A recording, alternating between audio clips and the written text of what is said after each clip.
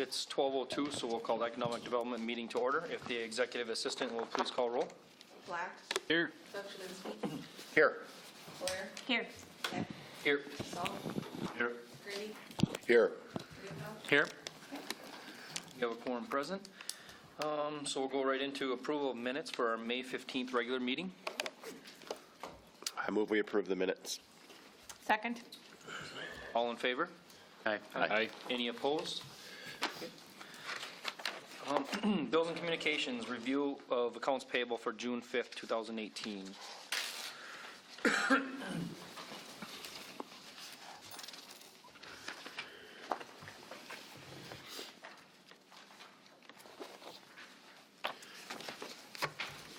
I have no questions. Okay. Do we need approval on those ones? No, let's review. They Okay. were approved by council last week. Okay. Moving on to reports, delinquency update. All accounts are current. Okay. And monthly financial reports. Yeah, I actually, since we didn't have them at the last meeting, I was going to do April and May together, but I inadvertently sent some of March with, so which is really good because then you got to compare it to April and May, so you know what the March monthly is. But anyway, I put new ones on there for the months that you didn't get. The only thing that was out of the usual is there was a loan given out to Fox Fine Jewelers for $6,000, and we took that out of the IRP fund, which is Fund 625. So that's the first time we've had activity in there for a couple of years, so I included that. And then in the 280 fund, one of the houses was sold by Affinity Builders, and so they reimbursed us for the loan, which was $99,952. They had a max up to $100,000. And then the lot was sold, so we actually put that against a special in the special accounts, and then the lot resale account, which was like $5,300. So normal activity. Any questions?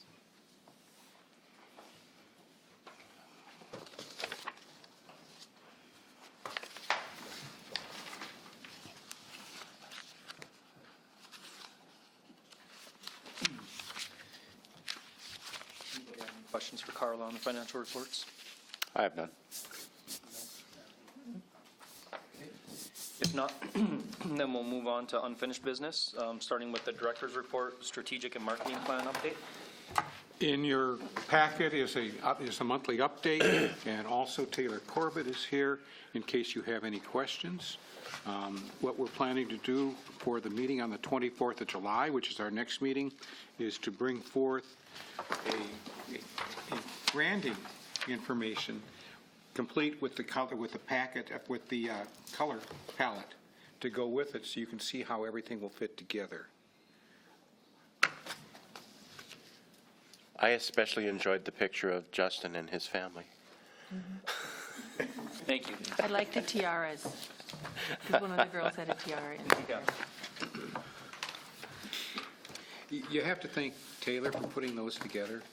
She's doing a fantastic job in making sure that they get put in and put in a timely manner.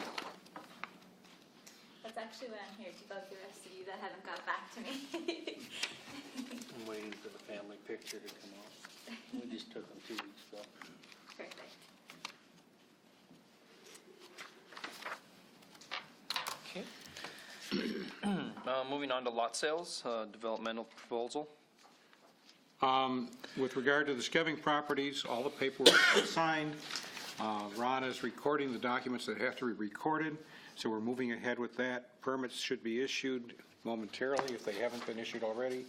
It's up to him to when he pays for them, right? We got what we needed yesterday. Friday, we got what we needed, Brenda. So we're not issuing the permits until we got the last paperwork we needed, and we were not recording anything until we got the last paperwork. That paperwork came in at the end of last week, so everything is clear to move forward on that project. With regard to lots 18 and 19, we had two people who wanted to buy lot 19. One came in first and said, "I'd like to buy it," and the other people who wanted to do it came in and said, I'm upset because I couldn't do it, so they bought Lot 18. I was notified by the buyer of Lot 19 that they decided that they were not going to move ahead. They had found a different house up in Water's Edge to purchase. So I contacted the person who had put down the money on Lot 18, and I told them, look, if you want to transfer everything to Lot 19 and move forward that way.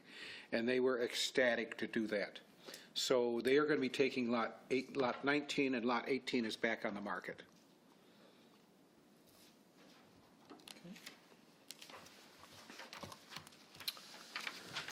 All right, moving on to the Highway 2 meeting, hosted by Mayo Manufacturing.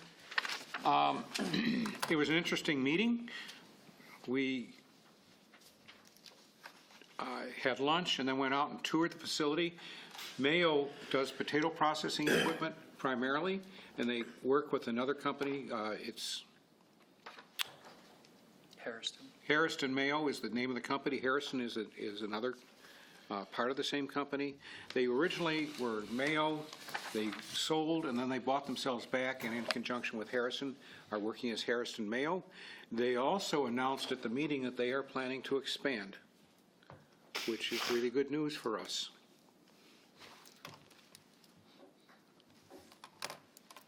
How many approximately attended the meeting? I want to say 60-ish. Oh, okay, good. Usually those meetings are reasonably well attended. I know we had people from as far away as Greenbush and Bemidji. And when the group meets, the territory covered is roughly on the state line to south of 2, and from Grand Forks over to Bemidji. There have been meetings in Greenbush, for example, and in Bemidji, and over here, occasionally they're over in either Grand Forks. They've been at the Center for Innovation in Grand Forks. They've been here at Mayo. So they go all over the place, and it's interesting to see what businesses are doing in this area. There's a lot of variety of manufacturing and business activity in northwest Minnesota.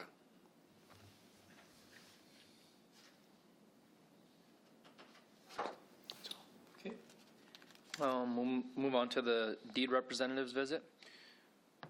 That went very well. They were very impressed when they were touring the Fairfield Inn. We're happy with the investment that the state has been making through the dollars that we get to them and through the tax credits that the hotel is using, and which made it possible for the hotel to be built. They also went by, because they only had enough time for one visit, they went by Northern Valley Machine, are also pleased at the ability to retain jobs. And in fact, Northern Valley Machine has added jobs since we did our tax credit work and loans with them. So things are moving along smoothly. Also had a long discussion about the way tax credits work, and we'll get into that in just a minute. But the representative from DEED set up a meeting what included DEED and ourselves and the State Department of Revenue and Polk County, so that we could discuss how the tax credits work, and we'll get into that in more detail in just a minute. And lastly, on our director's report, the Minnesota Marketing Partnership. I told you last time about the FAM tour. I talked with David and proposed doing something that would basically be a flat stipend to go there, because what they had estimated as costs of, say, $1,500, well, coming out, that's Minneapolis airfare, and coming out of here, that will be at least $500 more expensive, most likely, to go down to Chicago. What I can do, however, is I have a place I can stay down there. So, and when I talked to David, I said, I can represent, and when I talked to the people at DEED, I can represent northwest Minnesota. Crookston has already told me that they will share the costs, and what I propose is a flat $500 to cover the expenses for going down there, and I will drive down, and I will stay. My lodging is free, so that this is a good deal. And what we're going to be doing is meeting companies and meeting brokers and industrial developers and we'll try to make them aware of the opportunities that we have in Minnesota generally, but also in northwest Minnesota. One of the things that the FAM tour people, that Deed was looking for, are people who are familiar with Chicago and Chicago brokers, and that is one thing that I've worked with many of them in the past. So I'm hoping that I'll be able to walk into a meeting and say hello to somebody that I've known previously and worked with previously, because I think that might help us as well. Anyhow, it's a small cost. What I'm looking at for our expense out of the EDA is a maximum of $250. And Crookston would pay $250 as well. Okay. Do you need board approval for that? No, it's a budgeted item. I think It is we can just budgeted? proceed with that. Okay. But I'm just letting you know that I'm doing it in a way that will save us a considerable amount of money. Sure. But for next year, we need to think in terms of two things. One, we need to think in terms of what our marketing budget should be, because there are things in working with people like the Minnesota Marketing Partnership. They're using a new publication that, I shared the information last week with AE2S, that may be beneficial for us to take advantage of some of those opportunities, but that will require more money than we have been budgeting for that. The other thing is, if we're going to be involved in doing some of these things to bring people to this area, we may have to change our travel budget to increase the travel budget a bit to accommodate that. Now, I recognize that we really don't want to, and I really don't want to increase the city's overall budget by adding expenses for us, but these are things that we may have to do because the payback for us may be well worth the dollars that we invest.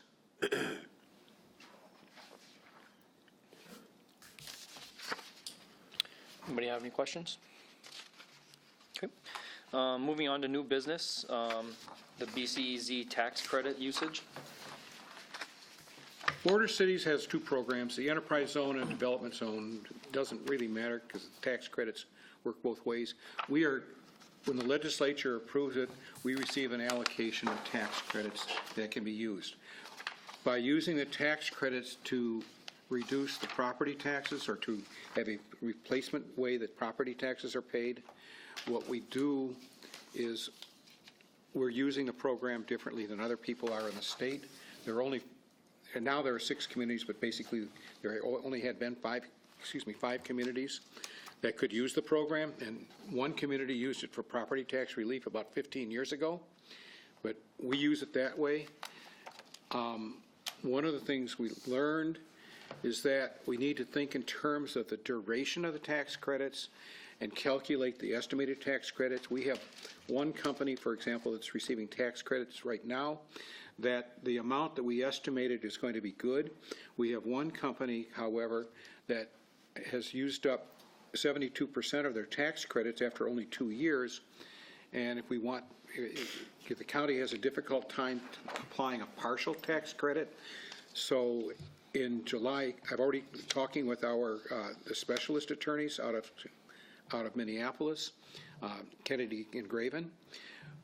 We're going to be talking about how to amend that agreement with an estimate of the additional tax credits needed to provide the company with its 3rd year of tax rate. What we found is that the tax rate from this area is about 1.8%. When the disparity tax program is applied, it would take it down to 1.6%. But when the tax credits are applied, it takes it down to 0.26% for the businesses, which is quite a good deal for them. You cannot use the disparity credits and the border cities tax credits at the same time. They are mutually exclusive. So what it means for us is that we have to change a little bit and think in terms of how long we want to issue the relief, the benefit, as opposed to how many dollars are going to be involved. And the duration will tell us how many dollars of tax credits we need. That's the bottom line. And because nobody had been working with this program, this has been something that the state and ourselves and the county, 2 state departments have been working with to try to get resolved and taken care of. Carla says, where did all this money come from? Remember? It was a strange amount. It was a strange. I know when Dave and I talked with the county, they said we don't have a disparity credit because of the tax dollar. So I was like, that's why I was confused, because we actually got a check for the border cities tax credit, which we had never done before. Yeah, so that's what's going on, and we're all learning from it, but it should be smoother in the future too, but it would also help us. I mean, it's a very good program and benefits local businesses. Any questions?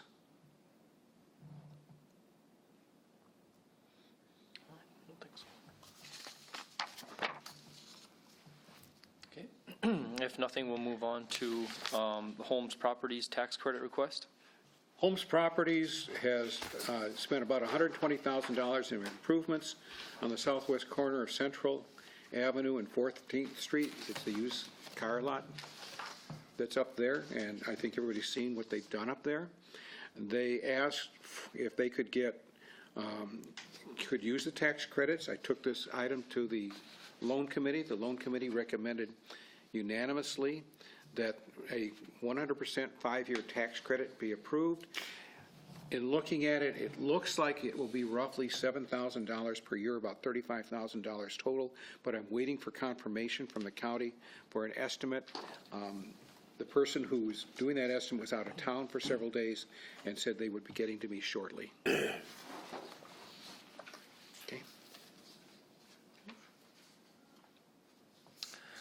All right. This needs a motion. Oh, okay. Do we have a motion to approve the tax credits for Homes Properties?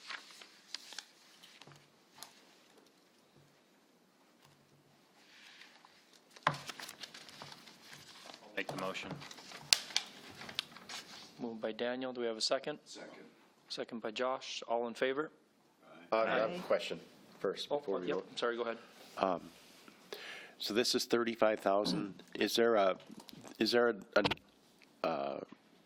number that we have? I mean, how much? The total pot's about $450,000 Okay. in tax credits right now. Okay, so that 450,000, that this will draw it down by 35,000. That's correct. I got a question. I know the way you're discussing this is that instead of saying we'll give you $50,000 worth of tax credits, you're saying it's got to be done over a durational amount of time. Yes. What happens if you're thinking it's going to be 35,000 and somehow, because you're saying it's going to be 5 years, it's in a similar situation that you're dealing with now? It seems like it's a paper problem for the county, not an amount problem for us. I'm just, you know, if we say 100,000 and just because the county doesn't want to split a credit for a year, why does that become the city's issue?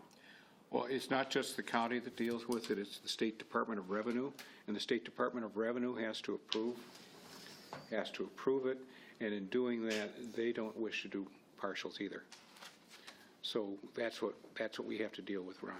Okay, so now, if you're thinking that it's going to be 35,000, that's just an estimate. You're saying it's over 5 years. Can you amend your motion or your thing that says it's going to be 35,000?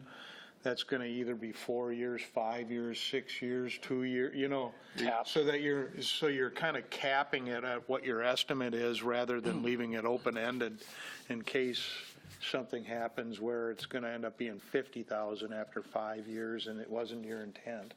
Yes, that could be done. We can actually do this, that it'll be the greater of the lesser of a certain amount of credits used or a certain duration. Okay?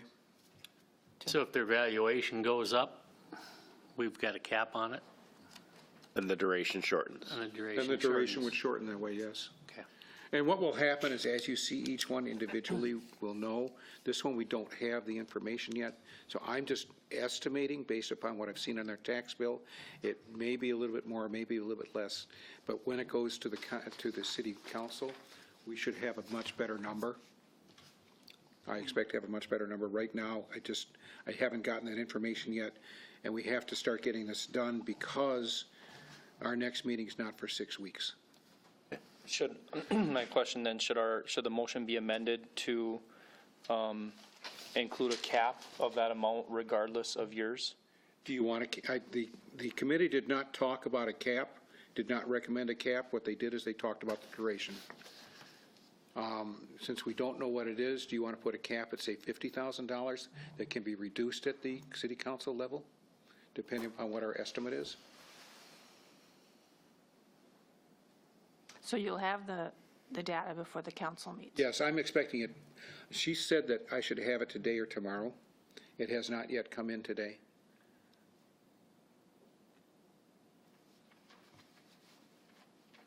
Would you like to amend your motion, Daniel? Because I'm not comfortable jumping from 35 to 50.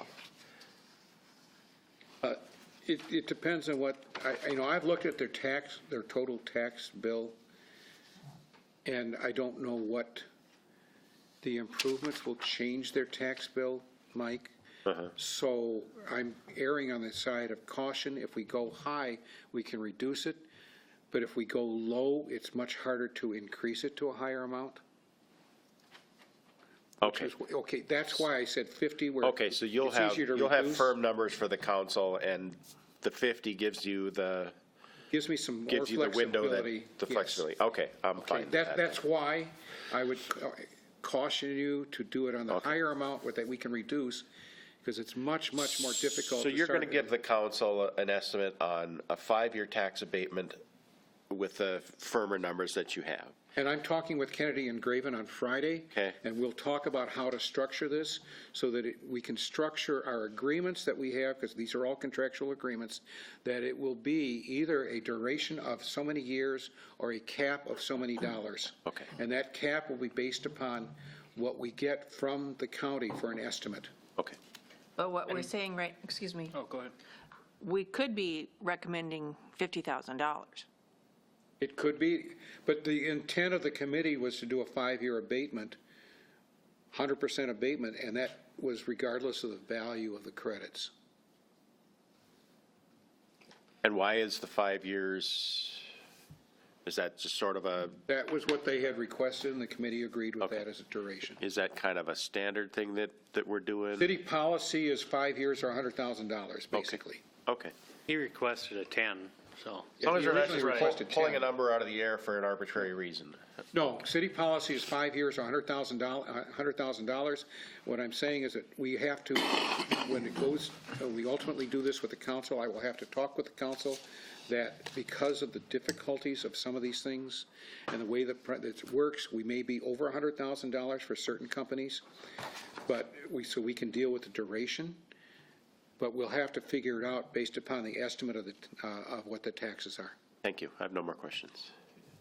If I can just clarify, the way we have our motion now is just based on the recommendation of a 5-year tax credit, regardless of what the value of that goes to. So if that went to 75,000, it could be still that, correct? Yes, what we have to do, our requirements is that we have to have the tax credits available. Okay. So right now, we have a motion to just approve based on loan committee's request of a 5-year tax credit, and we have a second on that unless we have an amendment from the original motion. Okay. Roll call, please. Yes, Executive Assistant, please do roll call.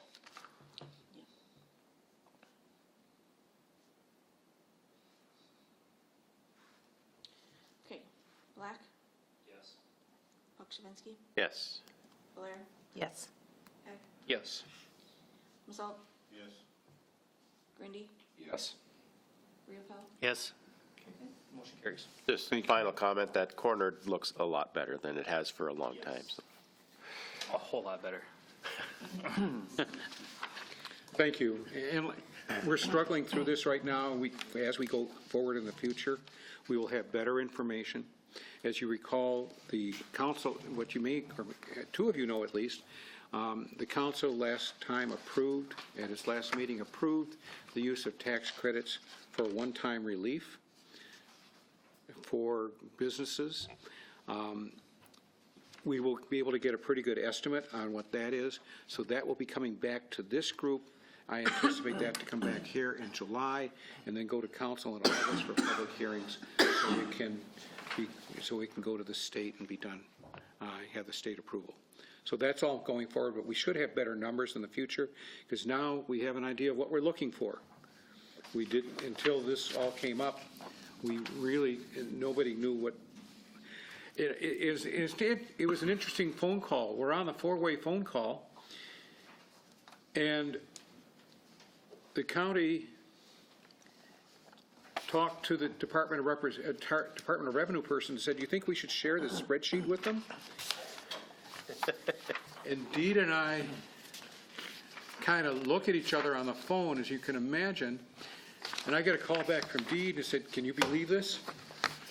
Okay. So sometimes things happen that surprise the people who are most responsible for doing this, and I can only, nobody around here knew how that was going to happen. But now that we know, we can put a tighter handle on it and guide it so that it's a better way to work with it in the future. Okay? Okay, moving on to cutting edge. You have a lot of materials attached for cutting edge. The bottom line is that we need to have the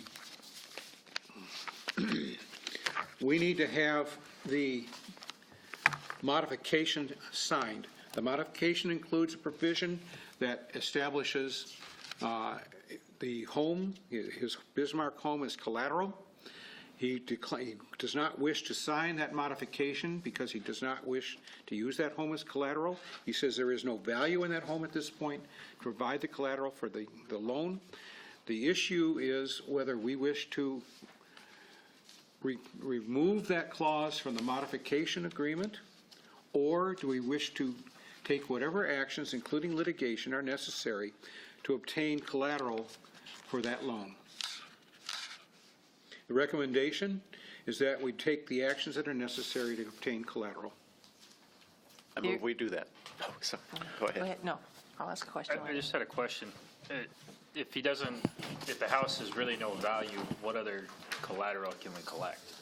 We've asked him to provide alternate collateral, and he has not provided anything as alternate collateral either. And if I can just kind of back up on this thing, this is one where there was a business that we gave a loan.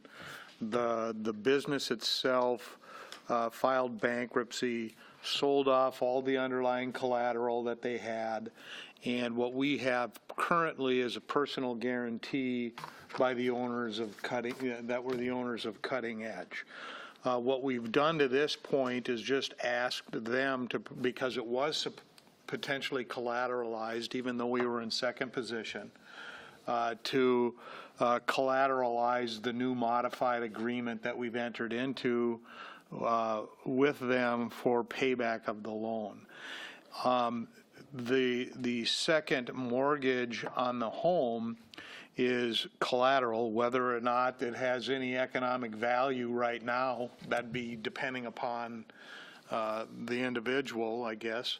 But it also potentially protects us in the future if they default, and we would be able to, based upon the mortgage, if we wanted to, take over first position and foreclose on that. I don't think anybody's thinking about doing that. I guess the problem that I have without at least discussing this is that we have somebody that had a collateralized loan that we are attempting to do everything in our power to work with them on getting payback, and then they owe the EDA money, but we're allowing them to dictate the terms of how they're ever going to pay us back, if at all.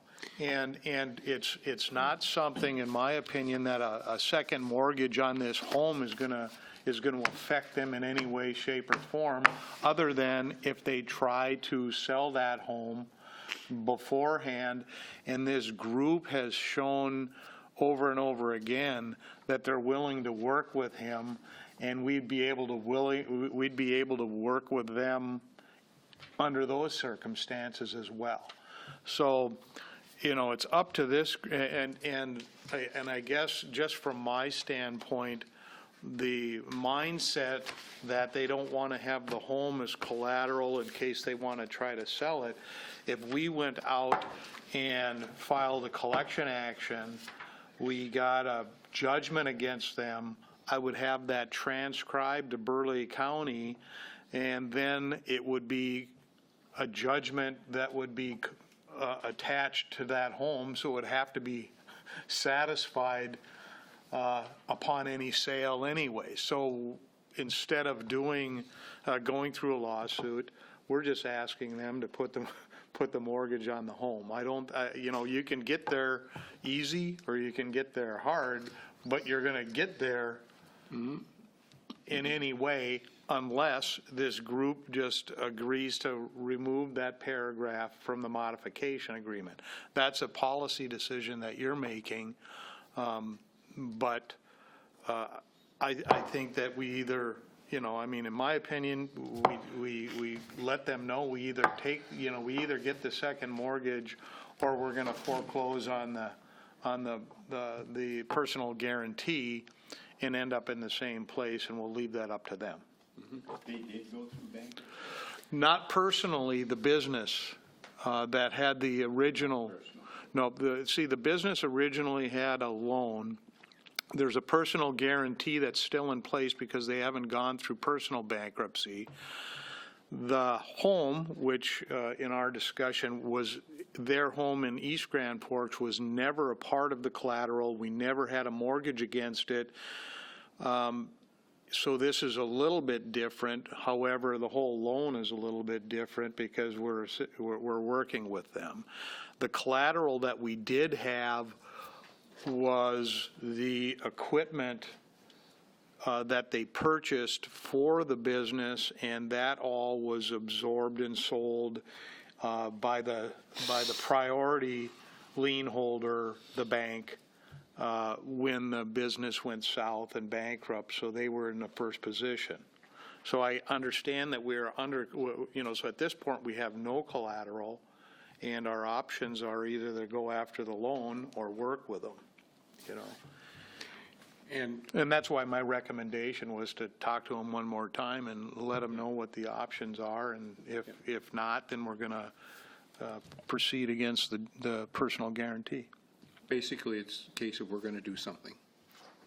Just so that I remember too, we had structured the payments so that it was interest only until one of their other payments had fallen off, correct? That is So, correct. I mean, we've done quite a bit in working with them to make this affordable and, We've showed good faith. yeah. In big fan. November of 2019, their payments will increase, and they will be paying on the accrued and unpaid interest. And then in March of 2021, roughly March of 2021, the payments will increase again, and they will be able to start paying on the principal as well. The payment is structured such that it will, the last payment will be like March of 2020, May of 2028. And my recommendation has nothing to do with the individuals. My recommendation is a policy recommendation based upon just securing the public funds that we've granted, And if we have collateral, whether it's got any equity at this point or not, that puts us in a much better position if it goes south, if we don't have it. And that's why this group has been put together, and we're trying to improve from our previous collection practices, and that's my recommendation. Who's sheriff in town? Well, I don't We think need we a want to motion move on it. away from our procedures either, though, and then set a precedence in case we're in the same position later on as well. And I would also add to that too, that we have not been unreasonable at this in any way. I think we've been very reasonable the entire time and done our best to work with these people. So regardless, yeah. So I move we direct the attorney and director to take whatever actions are necessary to provide for the ultimate collection of this loan. I second that. By Tim, all in favor? Aye. Any opposed? No. Okay, motion Thank you. carries. That's all I have, Mr. Chair. Okay. Does anybody have anything else to add? Do you have anything for us? No. Nope. Just here. Okay. Just want to wish everybody a happy holiday over the 4th. We won't be getting together again until July 24th. July 24th? I have had a person who's looking to make a purchase of a business that I told him he has to work with a private entity as well. So I meet with him next week. It may be that we have to have an extra meeting sometime during that time. But just to let you know that that may be coming up, I will work with Justin on a possible date if that were to transpire. But at this point, our next regularly scheduled meeting is July 24th. Okay. Same time, same place. Motion for adjournment. Move. Second? All in favor? Aye. Meeting adjourned. Thank you. Thank you.